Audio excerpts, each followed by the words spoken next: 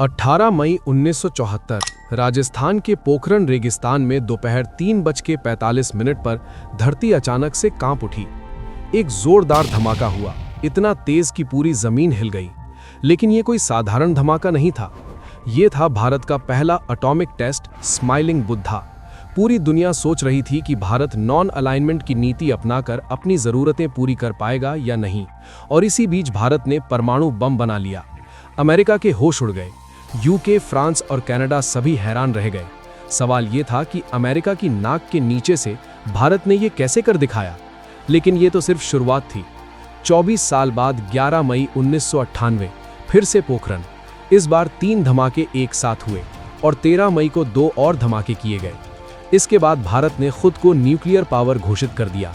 दुनिया ने दांतों तले उंगलियां दबा ली। Today, at 15:45 hours, ये कहानी शुरू होती है द्वितीय विश्व युद्ध से, जब अमेरिका ने फैट मैन और लिटिल बॉय नाम के 2 एटम बम हिरोशिमा और नागासाकी पर गिराए। भारी तबाही हुई। जापान ने 1 हफ्ते के अंदर ही अनकंडीशनल सरेंडर कर दिया। एलाई ने वर्ल्ड वॉर 2 जीत लिया। तभी दुनिया के बाकी देशों को एटम बम की अहमियत समझ आ गई। अमेरिका के बाद रूस ने 1949 में टेस्ट किया, यूके ने 1952 में, फ्रांस ने 1960 में और चाइना ने 1964 में। और उन्हीं दिनों हमारे देश के legendary scientist doctor Homi Jahangir Bhabha भी न्यूक्लियर रिसर्च पर काम कर रहे थे। वो भारत को एटॉमिक पावर बनाने में जुटे हुए थे। लेकिन सरकार ने कभी भी उन्हें न्यूक्लियर बम बनाने की परमिशन नहीं दी। लेकिन उसी समय कुछ ऐसा हुआ जिसने पूरे भारत को हिला दिया। 1962 चीन ने भारत पर अचानक हमला कर अक्साई चिन पर कब्जा कर लिया था। भारत की हार हो गई। हजारों जवान शहीद हुए। 38,000 वर्ग किलोमीटर भारतीय जमीन चाइना के कब्जे में चली गई। और तभी 1964 में चीन ने अपना न्यूक्लियर टेस्ट भी पूरा कर लिया था। भारत इस हार से उभर भी नहीं पाया था कि तुरंत 1965 और 1971 में पाकिस्तान ने हमला कर दिया। और तो और 1971 के युद्ध में ब्रिटिश नेवी फ्लीट अरब सागर से और यूएस नेवी बंगाल की खाड़ी की तरफ से भारत को घेरने लगी थी।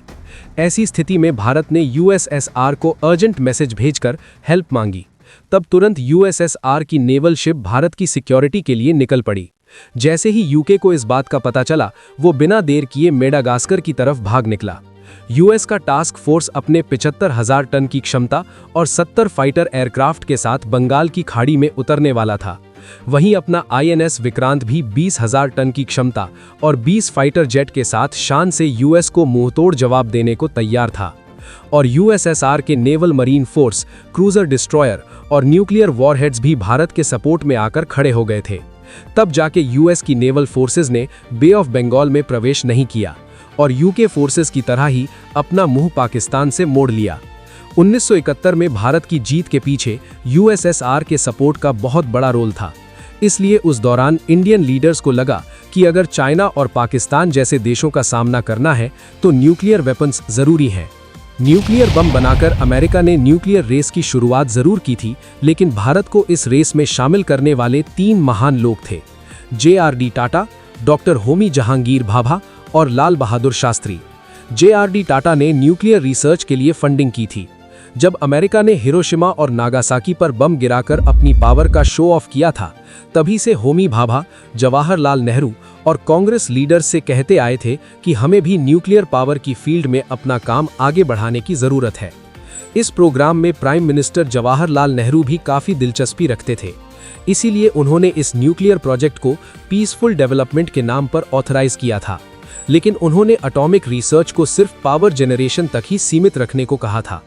डॉक्टर भाभा ने 1954 में एटॉमिक एनर्जी एस्टैब्लिशमेंट ट्रॉम्बे को एस्टैब्लिश किया ताकि भारत में multi disciplinary nuclear research programme शुरू किया जा सके।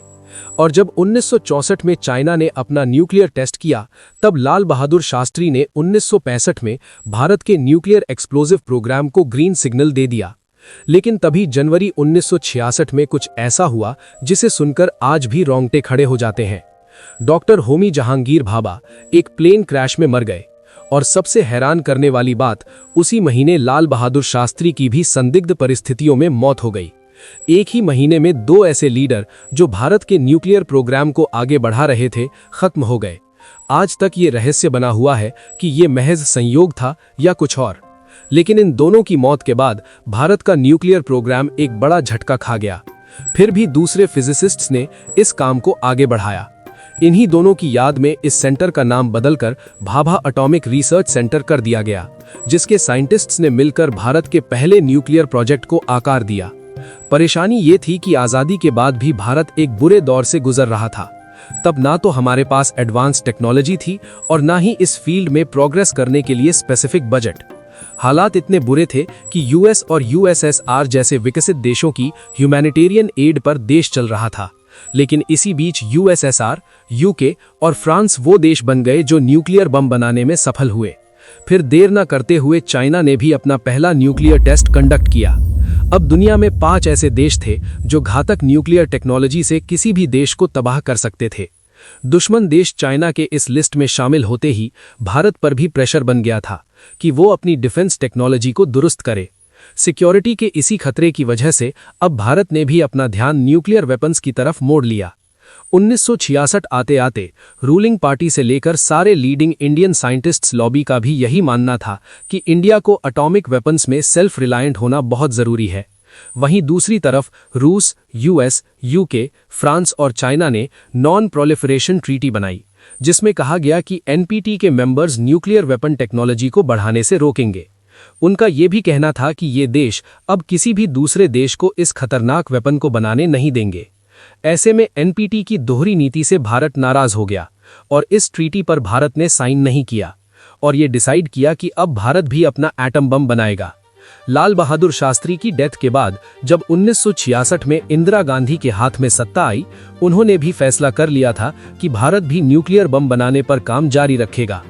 इस प्रोजेक्ट पर वेस्टर्न कंट्रीज की पैनी नजर थी। यूएस से लेकर कोई भी डेवलप्ड देश नहीं चाहता था कि भारत भी न्यूक्लियर क्लब का हिस्सा बन जाए। इन्हीं चुनौतियों के बीच न्यूक्लियर बम बनाने का काम 2 टीम्स को सौंपा गया, जिसमें पहली टीम को BARC के डायरेक्टर राजा रमन्ना लीड कर रहे थे, जबकि दूसरी टीम को लीड करने का जिम्मा DRDO के डायरेक्टर DD नाग चौधरी को सौंपा गया था। दोनों टीम्स को मिलाकर टोटल 75 साइंटिस्ट्स और इंजीनियर्स इस काम पर लगे हुए थे, लेकिन केवल 3 लोगों को ही न्यूक्लियर प्रोजेक्ट की जानकारी थी, जिसमें पहली खुद इंदिरा गांधी थीं। मिशन की सीक्रेसी को बरकरार रखने के लिए डिफेंस मिनिस्टर और होम मिनिस्टर को भी इस प्रोजेक्ट की इंफॉर्मेशन से बाहर रखा गया था। लेकिन यहाँ एक बड़ी परेशानी आई। बम बनाने के लिए प्लूटोनियम की जरूरत थी, लेकिन ट्रॉम्बे का फीनिक्स रिएक्टर पहले ही बंद हो चुका था और बचे हुए प्लूटोनियम को पूर्णिमा न्यूक्लियर रिएक्टर में इस्तेमाल किया जा रहा था। ऐसे में प्लूटोनियम की डिमांड को पूरी करने के लिए 1973 में पूर्णिमा रिएक्टर को शट डाउन कर दिया गया, ताकि वहां से प्लूटोनियम लेकर न्यूक्लियर टेस्ट में इस्तेमाल किया जा सके। इसके अलावा वासुदेव अय्यर ने बम के सबसे जटिल हिस्से न्यूट्रॉन इनिशिएटर को बनाने में कामयाबी हासिल की। ये वो हिस्सा था जिसे बनाने में अमेरिका को भी सबसे ज्यादा परेशानियां झेलनी पड़ी थी। टेस्टिंग के लिए साइंटिस्ट्स की पहली प्रेफरेंस पोखरन रेंज थी, क्योंकि टेस्टिंग एक ऐसे इलाके में की जानी थी जहां आसपास कोई आबादी ना हो, और ये सभी कंडीशंस राजस्थान के थार डेजर्ट पर परफेक्टली एप्लीकेबल होती थी। और फाइनली 18 मई 1974 को दोपहर 3:45 पर बटन दबाया गया। न्यूक्लियर एक्सप्लोजन हुआ। अच्छी बात यह थी कि बम इम्प्लोजिव था और टेस्ट को जमीन के नीचे किया गया था, इसीलिए रेडिएशन का हवा में फैलने का डर कम था। साथ ही बम 12 किलोटन क्षमता का था, इसीलिए विस्फोट ज्यादा भयानक और विनाशकारी नहीं था। लेकिन इस विस्फोट के साथ ही दुनिया जान गई थी कि भारत भी अब न्यूक्लियर वेपन बनाने की क्षमता रखता है। भारत के इस पहले न्यूक्लियर टेस्ट को स्माइलिंग बुद्धा के नाम से बुलाया जाने लगा। अखबारों में छपी इंडियन न्यूक्लियर टेस्ट की खबर से अमेरिका की नींद उड़ गई थी। वो ये हजम करने को राजी नहीं था कि भारत अमेरिका से छुपकर न्यूक्लियर टेस्ट भी कर सकता है, और वो भी उनके नाक के नीचे से। कुछ ऐसा ही रिएक्शन कनाडा का भी था, जो खुद को ठगा हुआ महसूस कर रहा था। दरअसल टेस्ट के लिए जिस प्लूटोनियम का इंतजाम हुआ था, वो कनाडा द्वारा दी गई हैवी वाटर रिएक्टर टेक्नोलॉजी से ही प्रोड्यूस किया गया था। टेस्ट के तुरंत बाद ही कनाडा ने भारत के साथ बनने वाले रिएक्टर प्रोजेक्ट से अपना पल्ला झाड़ लिया, और इसके अलावा न्यूक्लियर टेक्नोलॉजी और फ्यूल की सेल पर बैन लगा दिया। कई वेस्टर्न नेशंस का मानना था कि भारत खुद 1960 के दशक से एनपीटी का समर्थन कर रहा था, और आखिर में भारत ने ही गुपचुप तरीके से न्यूक्लियर डिवाइस टेस्ट करके इस ट्रीटी का मजाक बना दिया था। CTBT ट्रीटी को रिलीज किया गया। ये comprehensive nuclear test ban treaty थी, जिसके तहत नियम बनाया गया कि किसी भी देश या इंसान को न्यूक्लियर टेस्ट करने की इजाजत नहीं है। इसके अलावा NSG का भी फॉर्मेशन किया गया। NSG दरअसल न्यूक्लियर सप्लायर ग्रुप था, जिसमें यह साफ शब्दों में कहा गया था कि कोई भी देश बिना परमिशन के यूरेनियम सप्लाई नहीं कर सकता। खास तौर पर भारत को न्यूक्लियर रिलेटेड रिसोर्सेज सप्लाई करने पर पूरी तरह बैन लगा दिया गया था। फिर 1995 में प्राइम मिनिस्टर की कुर्सी की कमान PV नरसिम्हा राव के हाथ में आई, जिन्होंने एक बार फिर जोर शोर से पोखरण में न्यूक्लियर टेस्ट की तैयारी करवाई। लेकिन उनसे गलती ये हो गई कि उन्होंने प्रोजेक्ट की सीक्रेसी पर ध्यान नहीं दिया और इसी के चलते अमेरिकन स्पाई सैटेलाइट को पोखरण में तैयार होने वाले दूसरे न्यूक्लियर टेस्ट का पता चल गया। यहाँ एक बार फिर अमेरिकन प्रेसिडेंट बिल क्लिंटन ने भारत पर जियोपॉलिटिकल प्रेशर बनाकर न्यूक्लियर टेस्ट को बैन करवा दिया। उन्होंने डायरेक्ट प्रधानमंत्री को फोन लगाकर साफ किया कि ये टेस्ट हुआ तो भारत को इसका अंजाम भुगतना पड़ सकता है, और अमेरिका ने ऐसा एक बार नहीं बल्कि 2 बार किया। लेकिन इतने बड़े बवाल के बाद भी भारत ने अपने गोल से नजर नहीं हटाई और इस प्रोजेक्ट में जल्द ही APJ अब्दुल कलाम को साथ मिला अटल बिहारी वाजपेयी का। 1996 में जब अटल बिहारी वाजपेयी सत्ता में आए, उन्होंने प्रधानमंत्री बनते ही APJ अब्दुल कलाम और R चिदंबरम के साथ साथ भारत के टॉप लेवल साइंटिस्ट्स को न्यूक्लियर वेपन्स की टेस्टिंग का काम सौंप दिया। उन्होंने वैज्ञानिकों को खुली छूट दी कि वो जो चाहे करें, लेकिन इस टेस्ट को कम से कम समय में सक्सेसफुली कंडक्ट करें। मगर अफसोस ये था कि उनकी सरकार केवल 13 दिनों में ही गिर गई और ये प्रोजेक्ट फिर से रुक गया। फिर 1998 में दोबारा पावर में आते ही अटल बिहारी वाजपेयी ने न्यूक्लियर टेस्ट को गो अहेड दिया। इस टेस्ट को करने में सबसे बड़ी चुनौती सीक्रेसी की थी। CIA की नाक के नीचे पोखरण में टेस्ट प्रेपरेशन करना आसान नहीं था। दरअसल पोखरण एक खुला रेगिस्तान था, जहां छोटी से छोटी हलचल भी पकड़ी जाती थी। इसके लिए इंडियन आर्मी की 58 इंजीनियर रेजिमेंट को चुना गया, जिनके कंधों पर न केवल टेस्ट साइट को प्रिपेयर करने की जिम्मेदारी सौंपी गई, बल्कि इसकी सीक्रेसी को मेंटेन करने की रिस्पॉन्सिबिलिटी भी दी गई। इंडियन आर्मी ने इस मिशन को बखूबी निभाया।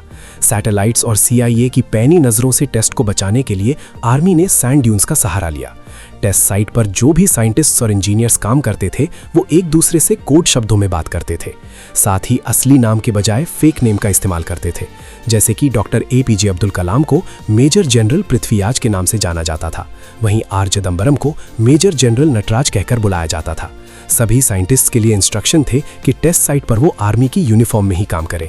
इसके अलावा टेस्ट साइट पर ज्यादातर काम रात को किया जाता था, क्योंकि रात को अंधेरे की वजह से सैटेलाइट की विजन पावर पर इम्पैक्ट पड़ता था। CIA को इस प्रोजेक्ट की भनक ना लगे, इसके लिए पोखरण साइट पर आर्टिफिशियल वेजिटेशन को उगाया गया था। सेंसर केबल्स को रेत से ढक दिया जाता था, साथ ही बॉम्ब शाफ्ट को कैमोफ्लेज नेटिंग से भी कवर कर दिया जाता था। और फाइनली 11 मई 1998 को दोपहर 3:15 बजे जब हवा रुक गई, तो पोखरण में कुछ ऐसा धमाका हुआ कि पूरी धरती कांप उठी। इस दिन भारत ने एक नहीं बल्कि 3 न्यूक्लियर डिवाइस को सक्सेसफुली डिटोनेट करके इतिहास रच डाला। भारत इकलौता ऐसा देश बना जिसने अपनी ही टेक्नोलॉजी के बलबूते पर न्यूक्लियर टेस्ट किया और अमेरिका के होश उड़ा दिए। 11 मई के बाद भारत ने 13 मई को भी 2 एक्सपेरिमेंट करके इंटरनेशनल लेवल पर अपना एक अलग नाम बना लिया था। भारत की इस बड़ी अचीवमेंट को ऑपरेशन शक्ति का नाम दिया गया। देश में जहां इस न्यूक्लियर टेस्ट के चलते जश्न का माहौल था, वहीं सभी वेस्टर्न नेशंस में मातम छाया हुआ था। अमेरिका के प्रेसिडेंट अपनी कॉन्फ्रेंस में भी भारत के टेस्ट को एशिया के लिए खतरा बताने से पीछे नहीं रहे थे। लेकिन इन सभी बयानबाजियों के बीच अटल बिहारी वाजपेयी ने भारत के पक्ष को बड़ी सूझबूझ से डिफेंड किया था। APJ अब्दुल कलाम भी प्रेस कॉन्फ्रेंस में ये बयान देते नजर आए थे कि भारत ने ये वेपन अपने देश की सुरक्षा के लिए बनाया है। इतिहास उठाकर देख लो तो आज तक भारत ने कभी किसी भी देश पर आक्रमण करने की कोशिश नहीं की है, बल्कि इसके विपरीत दूसरे देशों ने भारत पर आक्रमण किया है। ऐसे में हमारा ये हथियार भारत की सिक्योरिटी को ध्यान में रखकर बनाया गया है। CTBT में जल, थल और हवा में टेस्टिंग पर रोक थी, लेकिन भारत ने जमीन के नीचे इस टेस्ट को अंजाम दिया था। इसके बाद दूसरा रोल NPT का था, जिसे भारत ने साइन ही नहीं किया था। अमेरिका ने भारत पर NSG के तहत न्यूक्लियर रिसोर्सेज को दूसरे देश से सप्लाई करने का आरोप भी लगाया था, लेकिन इस टेस्ट में इस्तेमाल होने वाले सारे रिसोर्सेज भारत के ही थे। ऐसे में अमेरिका भारत का कुछ नहीं कर पाया। ये थी भारत के न्यूक्लियर पावर बनने की कहानी, जहां JRD टाटा, होमी भाभा, लाल बहादुर शास्त्री से लेकर अटल बिहारी वाजपेयी, APJ अब्दुल कलाम और हमारे वैज्ञानिकों ने अपनी जान की परवाह नहीं की, ताकि हमारी पीढ़ी उनकी पीढ़ी से ज्यादा सुरक्षित रहे।